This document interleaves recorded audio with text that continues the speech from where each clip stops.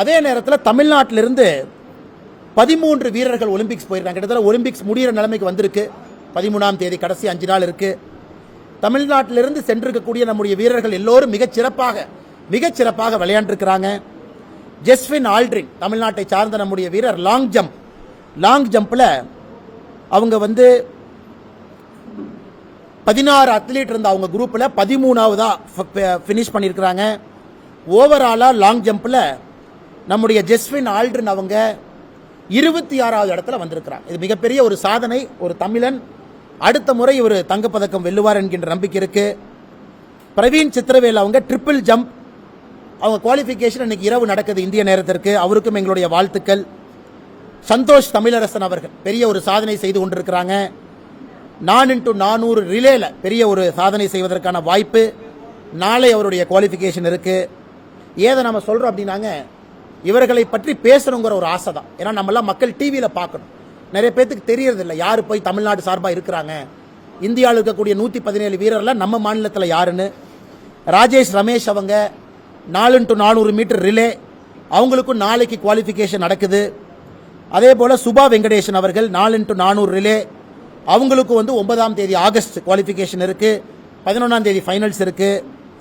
வித்யா ராமராஜ் அவங்களுக்கு 9ஆம் தேதி குவாலிஃபிகேஷன் இருக்கு. அவங்களும் அத்லெட்டிக்ஸ்ல இருக்கிறாங்க. விஷ்ணு சரவணன் செயிலிங் தமிழகத்திலிருந்து அவங்க இன்னைக்கு 18வது பொசிஷன்ல ஃபைனல்ஸ்க்கு குவாலிஃபை ஆகல. 10 பேர் மட்டும்தான் ஃபைனல்ஸ்க்கு போக முடியும். சரவணன் அவர்கள் 18வது நமக்கு பெருமை சேர்த்திருக்கிறாங்க. அவர்களுக்கும் எங்களுடைய வாழ்த்துக்கள். நேத்ரா குமரன் செயிலிங் நேத்ரா குமரன் 21வது இடத்தை பிடிச்சிருக்கிறாங்க. ஃபைனல்ஸ் குவாலிஃபை ஆகல. அவர்களுக்கும் எங்களுடைய வாழ்த்துக்கள்.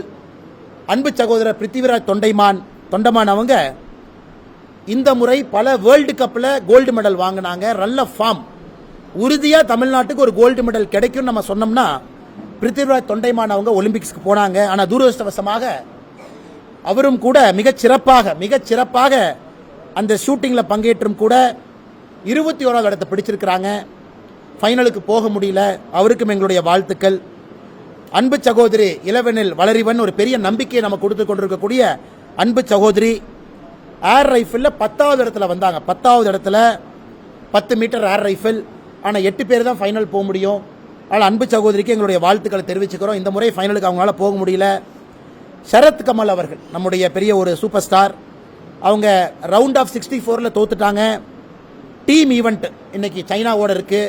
வெற்றி பெறட்டும் என்கின்ற வாழ்த்துக்கள். சத்யன் அவர்களுக்கும் இன்னைக்கு ஈவெண்ட் இருக்கு. ஸ்ரீராம் பாலாஜி அவங்க டென்னிஸ் ரோஹன் போப்பண்ணாவோட பங்கேற்றாங்க. அவங்க கூட முதல் ரவுண்டில் வெற்றி வாய்ப்பை இழந்துட்டாங்க. ஸோ 13 தமிழர்கள் இருக்கிறாங்க ஒலிம்பிக்ஸில். அதில் 6 தமிழர்கள் நாம் பார்ப்போம் இன்னைக்கு, நாளைக்கு, நாளானைக்கு. குறிப்பாக அவங்களுடைய triple jump, 4x400 relay, table tennis team காம்படிஷனில் அவர்கள் சாதனை புரிய வேண்டும் என்று ஆண்டவனை வேண்டிக் கொள்கின்றோம். அவர்கள் நிச்சயமாக இந்தியாவிற்கும் தமிழகத்திற்கும் பெருமை சேர்ப்பாங்க. நமக்கு ஒரு மெடல் கிடைக்கும் என்று இந்த நேரத்தில் நாங்கள் நினைக்கிறோம். கடைசியாக நம்முடைய உச்சநீதிமன்றத்தினுடைய சமீபத்து தீர்ப்புகள். எஸ்சி சமுதாயத்திற்கான ஒரு மிக முக்கியமான தீர்ப்பை உச்சநீதிமன்றம் கொடுத்திருக்கிறாங்க. எஸ்சி சமுதாயத்திற்கான உள்ஒதுக்கீடு அது செல்லாது செல்லும் என்கின்ற குழப்பத்திற்கு இன்னைக்கு உச்சநீதிமன்றம் அருமையான தீர்ப்பு கொடுத்திருக்கிறாங்க. அது பார்த்தீங்கன்னா ஒரு பெரிய லாங் தீர்ப்பு. 534 பக்கம் இருக்கக்கூடிய ஒரு ஜட்ஜ்மெண்ட். அதில் எஸ்சி சமுதாயத்துக்குள்ள சப் கேட்டகரைசேஷன் செல்லும், அது கான்ஸ்டிடியூஷனலி வேலிட் என்கின்ற ஒரு முக்கியமான தீர்ப்பு கொடுத்திருக்கிறாங்க. அந்த முக்கியமான தீர்ப்பு நம்முடைய தமிழகத்திற்கு பொருந்தும். தமிழகத்தில் 18% டோட்டல் ரிசர்வேஷன் நம்முடைய எஸ்சி சமுதாய சொந்தங்களுக்கு இருக்கு. அதில் 3 சமுதாயம் உள்ளொதுக்கீடு 3% உள்ளொதுக்கீடு நம்முடைய அருந்ததியர் சமுதாயத்துக்கு இருக்கு. இன்னைக்கு அருந்ததியர் சமுதாயத்தினுடைய நீண்ட நாள் ஒரு கோரிக்கை என்னன்னா, இந்த 3% ரிசர்வேஷனை ரீவிசிட் பண்ணணும். நமக்கு தெரியும் ஏழையிலும் ஏழை என்கின்ற ஒரு சமுதாயம் அருந்ததியர் சமுதாயம். அதனால் பாரதிய ஜனதா கட்சியை பொறுத்தவரை அருந்ததியர் சமுதாயம் எல்லா சமுதாயத்தோடு துணை நிற்கின்றோம். நிச்சயமாக இதை ஆராய்ந்து மறுபடியும் ஸ்டடி பண்ணி 3% மேலே உயர்த்த வேண்டுமா என்கின்ற ஒரு நிலையை தமிழக அரசு அனைத்து கட்சி கூட்டத்தை கூடி முடிவெடுக்கும் பொழுது பாரதிய ஜனதா கட்சி நிச்சயமாக அவர்களோடு துணை இருப்போம். அதற்கு அனைத்து கட்சி கூட்டத்தை கூட்டணும், ஒரு நல்ல முடிவெடுக்கணும் என்பது எங்களுடைய வேண்டுகோள். அதே நேரத்தில் இந்த தீர்ப்பில் கிரீமி லேயர் அப்படிங்கிற ஒரு கான்செப்டை கொண்டு வந்திருக்காங்க. இது ஓபிசிக்கு கிரீமி லேயர்னால இருக்கு. இப்போ எஸ்சி சமுதாயத்திற்கு கிரீமி லேயர் அப்படிங்கிற ஒரு தன்மையை உச்சநீதிமன்றத்தினுடைய தீர்ப்பில் இருக்கு. இன்னைக்கு பாரதிய ஜனதா கட்சி அகில இந்திய தலைவர்கள் இந்த ஜட்ஜ்மெண்ட்டை ஸ்டடி பண்ணிட்டு இருக்காங்க. தமிழகத்தில் நம்முடைய மூத்த தலைவர், மாநிலத்தினுடைய துணைத் தலைவர் ஐயா விபி துரைசாமி அவர்களும் கூட அந்த கலந்தோசிப்பில் இருக்கிறாங்க, அந்த கலந்தாய்வு செஞ்சுக்கிட்டு இருக்கிறாங்க.